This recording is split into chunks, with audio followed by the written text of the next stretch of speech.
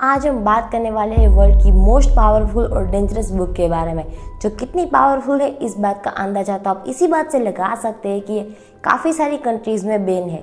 Even इसे USA के prison में भी बैन किया गया है, क्योंकि ये इस बुक में ऐसे ऐसे लर्निंग्स बताए गए हैं जो इतने पावरफुल है कि जो किसी भी इंसान को मास्टरमाइंड बना देगी।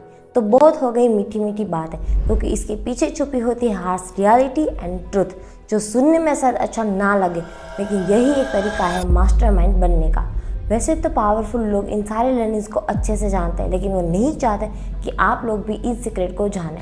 तो सबको पीछे छोड़ के आगे निकलने के लिए, सबके पसंदीदा शख्स बनने के लिए, ऊंचाई को हासिल करके लाइफ में सक्सेसफुल बनने के लिए और किसी भी कंडीशन में टिके रहने के लिए रॉबर्ट ग्रीन के द्वारा बहुत ही शानदार तरीके से इस बुक को तैयार किया गया, जिसका नाम है 48 लॉ ऑफ पावर। तो ऐसा इस बुक में क्या है जो ये इतनी कंट्रोवर्शियल है? इस बुक के सारे लॉज को हम 1 बाय 1 आने वाले वीडियोस में जानेंगे। तो सबसे पहला लॉ है नेवर आउटसाइड द मास्टर। इस लॉ को समझने के लिए हम जानते हैं इम्पोर्टेंट ह्यूमन साइकोलॉजी। हर एक इंसान को मैनिपुलेट किया जा सकता है, क्योंकि हर एक इंसान की वीकनेस होती है इनसिक्योरिटी। आज तक आपने एग्जाम हो या इंटरव्यू, घर परिवार हो या फिर ऑफिस, हर जगह काबिल, एक्सपर्ट और स्मार्ट दिखना चाहा है, और उसी के चलते हम हर जगह अपना बेस्ट देते हैं। लेकिन ये भूल जाते हैं कि अगर हम स्मार्ट दिखेंगे तो हमारे मास्टर, हमारे बॉस जो हमसे ऊपर है, जो हमारे सुपीरियर है, वो लोग हमसे जेलस फील करेंगे और वो हमारे टैलेंट को अप्रिसिएट करने की बजाय वो इनसिक्योर फील करेंगे, जिसकी वजह से आपको कई सारी मुसीबतों का सामना करना पड़ सकता है। तो इन बातों को हम डिफरेंट रियल लाइफ एग्जाम्पल से समझते हैं। स्कूल में एक स्टूडेंट जो पढ़ाई में काफ़ी तेज़ है, वो लेक्चर के दौरान बोर्ड में लिखी हुई टीचर की कोई मिस्टेक को दिखाएगा तो टीचर उसे शाबाशी देने की बजाय उसे कम पसंद करेंगे और उसे चिढ़ने लगेंगे। कुछ इसी तरीके से ऑफिस में भी स्मार्ट और काम करने वाले एम्प्लॉय से ज़्यादा बॉस को मस्का लगाने वाले और चमचे एम्प्लॉयज़ को ज़्यादा पसंद करते हैं। स्कूल में भी एग्ज़ाम के दौरान जो स्टूडेंट पढ़ाई में अच्छे होते हैं वो दूसरे स्टूडेंट से यही कहते हैं कि मेरे तो बिल्कुल पढ़ाई नहीं हुई, मेहमान आ गए थे, तबीयत खराब थी, मैंने तो कुछ नहीं पढ़ा। लेकिन जब रिजल्ट आता है तब पता चलता है कि किसने कितनी पढ़ाई की थी। सेम ऐसा ही प्रमोशन के दौरान 2 एम्प्लॉय में कांटे की टक्कर होती है, लेकिन एक बिल्कुल शांत सा रहेगा, ऐसा दिखाएगा कि उसे प्रमोशन मिले ना मिले कुछ फ़र्क नहीं पड़ता, और इसी के चलते दूसरा एम्प्लॉय भी बिल्कुल इनसिक्योर फील नहीं करेगा और वो भी अपने काम में कुछ ऐसा स्पेशल नहीं करेगा, और एंड में पहले वाले एम्प्लॉय को प्रमोशन मिल जाएगा। वैसे ये बात समझानी इतनी मुश्किल नहीं है। जब हम छोटे थे और हमारे पेरेंट्स की गोद में किसी दूसरे बच्चे को देख लेते थे तो हम भी इनसिक्योर फील करते थे, और उसी के चलते उन लोगों का अटेंशन खींचने के लिए या तो हम रोने लगते थे या फिर हम उनकी गोद पे चढ़ जाते थे।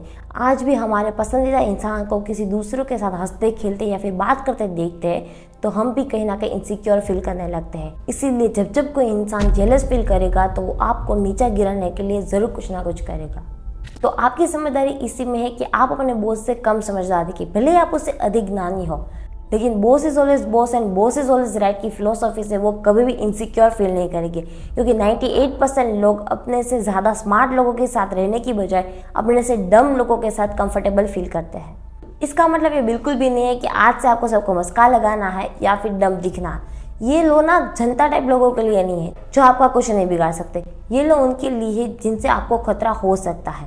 इसीलिए आपको आपके बॉस से या फिर आपसे जो सुपीरियर है उनके सामने कम समझदार यानी कि डम दिखना, क्योंकि अगर ये डम दिखने से आपको आगे कुछ बड़ा फ़ायदा मिलने वाला है तो ये आपकी स्मार्टनेस है कि आपने आपके टैलेंट को छुपा के रखा और वक्त आने पे दुनिया के सामने लाए।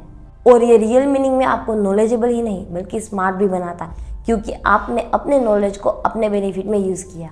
आप अपनी फैमिली में भी देखा होगा कि अगर आप अपने से बड़ों को कोई एडवाइस देते हैं तो वो तुरंत कहेंगे अब तू हमें मत सिखा, तुझसे ज़्यादा दुनिया देखी है। तो अब आपका कोई बड़ा भाई हो या फिर आपका बॉस हो या फिर कोई कॉम्पिटिटर, आप अपनी लाइफ के अनुसार किसी भी इंसान को फिट कर लीजिए और इस लॉ को अच्छे से समझ लीजिए कि अपने मास्टर के साथ कि जिसके अंडर में आप आते हैं उससे कैसे डील करना है, क्योंकि इस दुनिया में सिर्फ नॉलेजेबल बनना ही नहीं लेकिन चंड चालाक बनना भी ज़रूरी है। तो बस इसी तरीके से आप अपने कॉम्पिटिटर को बिल्कुल एहसास ना होने दें कि आप कितने आगे बढ़ रहे हैं, और जब तक उसे पता चले कि आप उससे कितने आगे बढ़ गए तब तक काफ़ी ज़्यादा देर हो चुकी हो और वो आप तक कभी पहुंच ही ना पाए। ये बात चेस की गेम हमें खूब अच्छे से समझाती है and that's why chess is my one of the favourite game.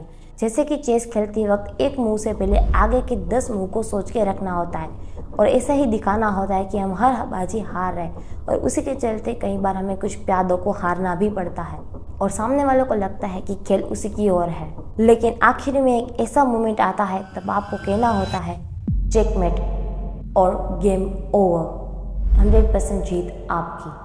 ये वह टाइम होता है जब सामने वालों को रियलाइज़ होता है कि खेल तो शुरू से आप ही की ओर से खेला जा रहा था। देखो, इस बुक के लोग इतने बोल्ड है कि पावरफुल लोग डरते हैं कि सभी इन लोगों को ना जान जाए, लेकिन आपके लिए जानना बहुत ही ज़्यादा ज़रूरी है क्योंकि इससे आप दूसरों के ऊपर अप्लाई भी कर पाओगे और अगर कोई और आपके ऊपर इन लोगों को अप्लाई कर रहा है तो आप उसे पकड़ भी लोगे। ये तो मैं गारंटी के साथ कह सकती हूँ कि इन 48 लोगों को जानने के बाद आप बहुत ही ज़्यादा पावरफुल और बोल्ड माइंडसेट वाले इंसान बन जाओगे। लेकिन मैं आशा करती हूँ कि इन सारे लर्निंग्स को जानने के बाद आप किसी और को मैनिपुलेट करने की बजाय अपने सेल्फ डिफेंस में इन लर्निंग्स को यूज़ करेंगे। तो बस आज की वीडियो में इतना ही। मिलते हैं नेक्स्ट पावरफुल लर्निंग के साथ नेक्स्ट वीडियो में। आपको ये वीडियो कैसे लगी कमेंट करके ज़रूर बताएं।